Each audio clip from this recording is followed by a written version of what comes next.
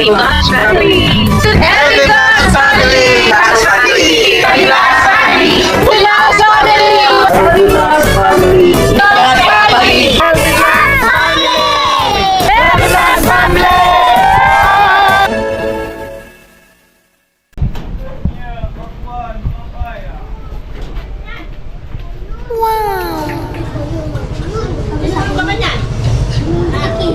Ano, kamusta?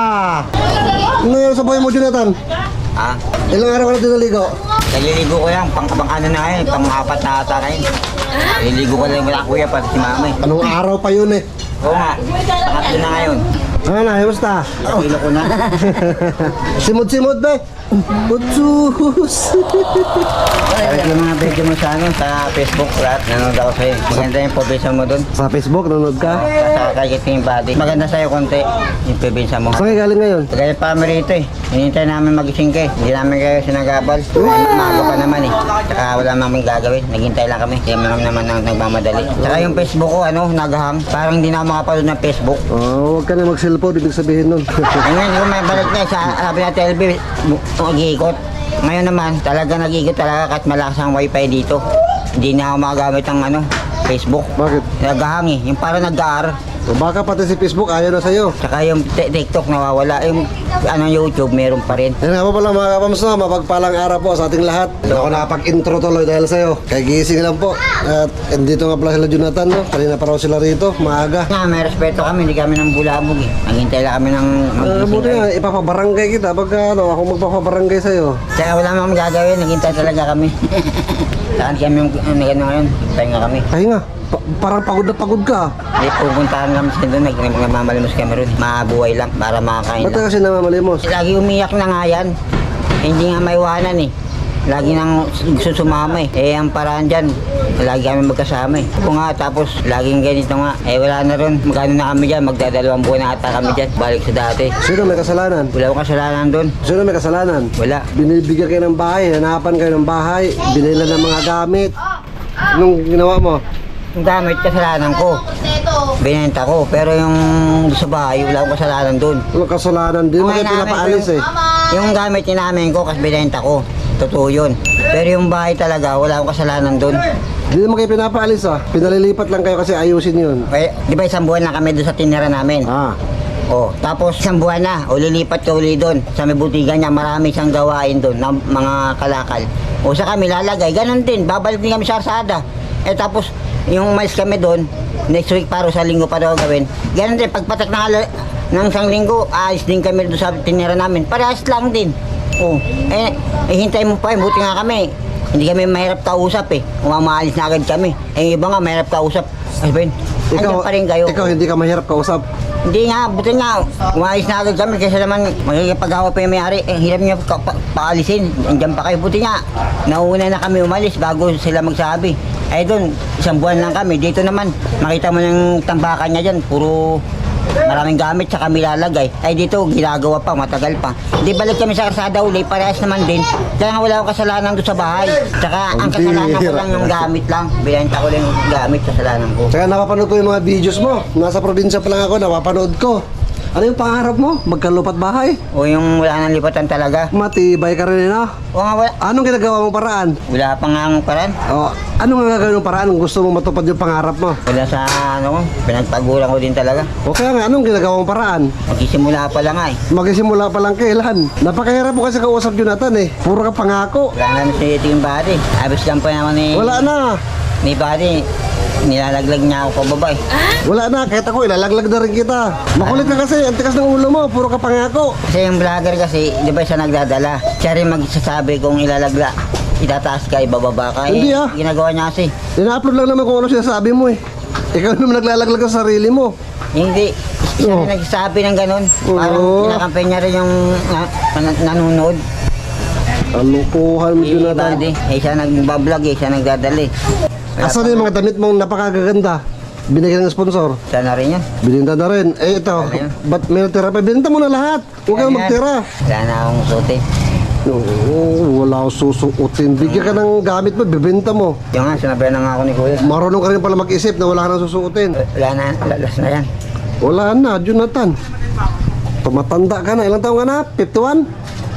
37 na ata. 37? Ang dami mong pangako kasi Jonathan na di mo naman tinutupad eh. Oo, walang nangyayari. Walang nangyayari. Kasi di mo ginagawa ang mga pangako mo. Wala na lang mangyayari kung di ka tutupad sa pangako mo. Sa mga usapan. Trabaho ko, ako bibili rin. Alam nga sino bibili para sa'yo. Ang galing mo na kung may bibili para sa'yo ng mga kailangan mo. Yung sasi, namimigay sila. Namimigay sino? Binapanag ko nga ba, namimigay. Eh, yung mga yan, matitino yun, hindi tulad mo, tigas ng ulo. Kahit ako ba naman, Jonathan, eh, pagpalagay natin, ako ay sponsor. Nagmalasakit ako sa inyo, nagbigay ako ng gamit para makatulong. Tapos, ibinenta mo ngayon. Sa tingin mo, uulit pa ako? Tutulong pa ako ulit sa'yo? Hindi na rin. Oo. Lahat ng sponsor, ginawa mo ganon. Tingin mo, matutuwa pang sponsor sa inyo? Sa ginagawa mo? Sabi ng sponsor, bahala ka na sa buhay mo, Jonathan, tigas ng ulo mo. Tutulungan ka. Ikaw di ka marunong tumulong sa sarili mo eh. Alam ko na yan.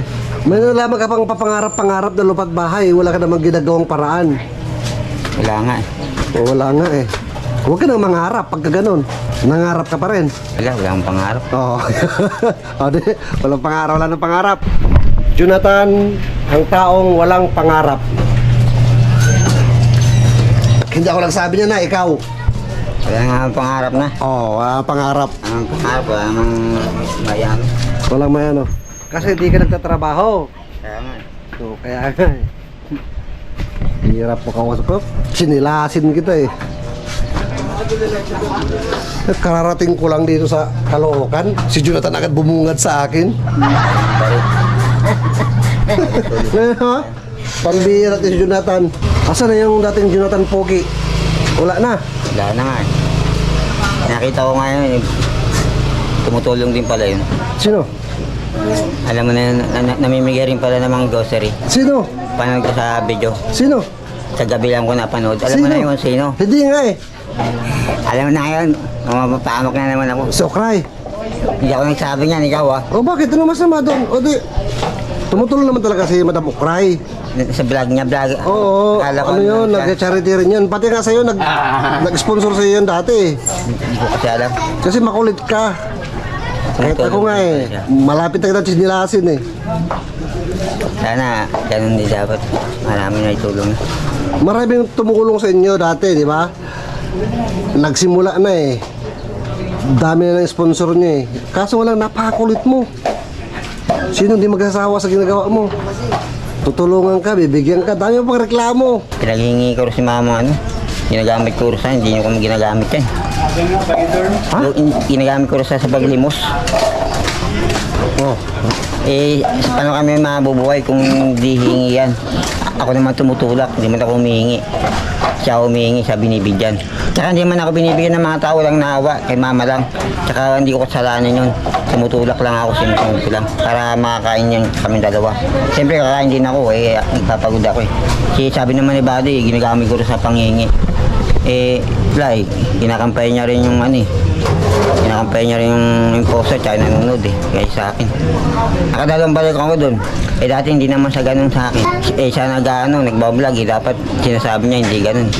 Para hindi naman alam ng mga tao eh, kasi wala naman siya rito eh. anong hindi alam ng mga tao? Alam ng mga tao yun, Jonathan. Hindi nanonood yung sinasabi ko, pero siya nagbablog, siya nagsasalita. Si Buddy. Bakit hindi ba totoo yung sinasabi ni Buddy? Sabi yan, ginagamit ko rin siya. Hindi ba totoo? Hindi nga totoo yung ginagamit ko. Siya nag-ihingi, ako nagtutulak. Eh, sino magbibigay? Eh, ayaw naman niya ako payagan. Bakit ba kailangan kasi mamalimos? Ba't di ka magtrabaho? Ayaw nga niya, pumayag. Ayaw niya pumayag na magtrabaho ka? O ayaw niya, gusto niya lagi akong sa tabi niya eh. Umiyak nga siya eh. Tapos, paliwanag kasi ni Buddy, mali-mali. Kaya pag sinagot ko naman eh, ano ba yun, mapapaya lang yun. Tulad niyan, sinasabi mo yan, mapapanood din ni Buddy to. Totoo naman kasi, pinagbibigyan ko lang yan si Buddy. Pinagbibigyan mo lang? Pinagbibigyan mo lang si Buddy o pinagbibigyan ka lang, ha? Kaibigan ko lang kasi siya. Eh, may utang na loob rin kasi ako, kaya hindi ko siya mabara. Eh kung kasi mali rin yung sinasabi niya na pinaghingihan ko raw siya. Ay, ginagamit ko rin sa mga sa panghingi. Mali yan. Mali talaga Eh yun. kung sabihin kong ako rin magsasabi na totoo yung sinasabi ni Buddy, anong masasabi mo naman? Eh, pero naman si Kuya, wala naman sinasabi. Kasi waki-waki. So, dapat pakinggan niya rin yung hirap ko. Kasi hindi maganong kadali. Malaki na itulong sa akin si Buddy kasi yung sinabi niyang mali na ginagamit ko pag lilimos. Hindi yun totoo. Ginagamit ko palimos, hindi nga ako binibigyan ng tao. Sa kanya binibigay. Ako sabi ko, oh, bigay mo kay nanay. Sa akin nga walang bibigay kahit piso eh. Kinanay mo ibigay, napapaya nga ako eh. Walang akong magawa eh. Oh, paano ko ginagamit? Hindi man ako nangingi, tinutulak ko lang. Siyang binibigyan, naawa para mabuhay. Kung di ko gagawin yun, ayaw naman niya ako payagan. Doon lang kami, di gutom kami. Ang sagot ng Buddy, ginagamit ko. Puro ginagamit ko. Pinakatiwiran niya. Kahit alam naman niya totoo, kinakampihan niya yung iba kaysa sa akin. Ayaw naman niya ako kampihan kahit konti. Samantalang si Kuya Kabis naman, hindi naman niya sinasabi sa akin yun dahil naiintindihan niya. Tsaka niiwak-iwak. Tsaka ganun talaga eh. Nahalata ako si Buddy. Parang si Ate Jenny naman. Parang wala rin mabait si Ate Jenny. Naiintindihan din. Mukhang nasa rigbabalag lang yan eh. Pag siya nagdadala, kung ano sasabihin mo. Yung napanay-panay punta, minsan lang rin. Lagi kami sa malayo eh. Paano kung punta lagi ron? Buti nga, paminsan lang ako pumunta, sige, ganito pa nga. Nagawin niya sa akin. Subukan niya siya magtulak ko para maranasan yung hirap. Bigyan mama ko, hindi sa kanya bibigay. Sabi niya ako nangingi. Mali kasi, hindi niya. Ayaw niya tanggapin yung paliwanag ko eh. Pero may pinag-aralan naman siya eh. Ako wala. Alam ko naman. Yun lang.